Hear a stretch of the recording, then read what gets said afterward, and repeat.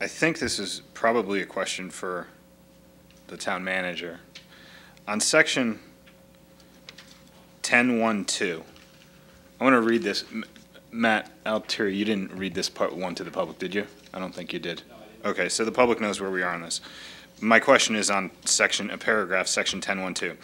Any employee hired prior to July 1, 2008 will have a one-time service option to close out participation in the town's retirement plan as described in 10.1 above, and to be enrolled in the town's 457B deferred compensation plan at the percentage contribution in effect at the time of the enrollment. The town contribution will be 6% effective July 1, 2008.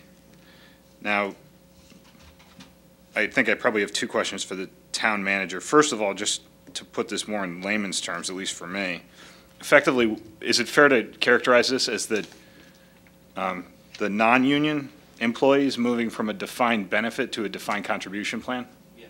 Okay. And then my second question is, has the budget committee discussed this? Because what we're doing right now is, I guess, has the budget committee discussed this section? They haven't seen any of this. Okay, the reason I say this is because I'm looking at it and it says the town contribution will be 6% effective July 1, 2008. And what's going through my mind, what I'm wondering if the budget committee would have any questions on this. Say, to just do a ballpark figure, we have, is it 69 non-union employees that we have that? I don't know. Do you know how many that are pension eligible? Less than that. Could I say a number of 50? Probably less than that. All right, the number we had before was 45. For argument's sake, I'm just going to say 50. That would be the 45 were N's and E's. Okay.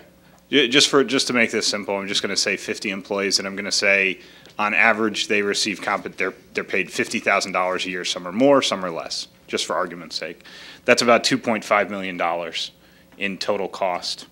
The 6% effective rate. Let's say what the town, as an alternative to just simply supporting this right now, if we took that 6% and moved it down to 1%, it'd be about $25,000 on $2.5 million. Now, if we looked at that, say, let's say an employee is here for 20 years. Let's say the average employee of those, among those employees will be retiring 10 years from now. At $25,000 times 10 years would be about $250,000 that we're putting into it.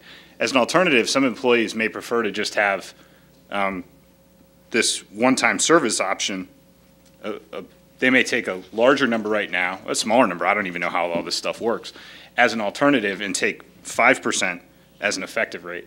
My point is simply that I think what I would like to do is to send this to the budget committee, because I think there's some significant budgetary impacts here that we need to consider a little bit more. Okay, here's what we're going to do. We're not doing this for 2 hours. If we're going to send the whole thing, we'll send the whole thing to budget committee. Michael, notice it as a joint budget and personnel meeting. We'll have it on the 24th. We're not going to have two meetings on this. This is just a waste of time. And I encourage the council, please, if these questions come up, we all meet on Sunday nights with our individual caucuses. You have a representative in the agenda meeting every other Tuesday, and Mr. Slocum. This is where we bog down as a council and quite bluntly fail. There is no reason, if the mood of this council was to send things to the budget committee, then please let us know ahead of time so we could craft the agenda. And I don't mean to snap at you, Tim, that the inclination is fine. I don't care if we do that, but to do this at the meetings every other Tuesday is really, really hamstringing the ability for this council to get things done. And you can have a chance in a second, Lou.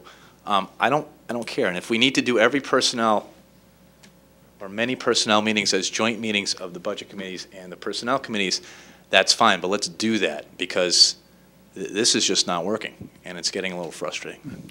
Tim, just a point of information, this clause went in all the union contracts last year. For whatever reason, when we did the rule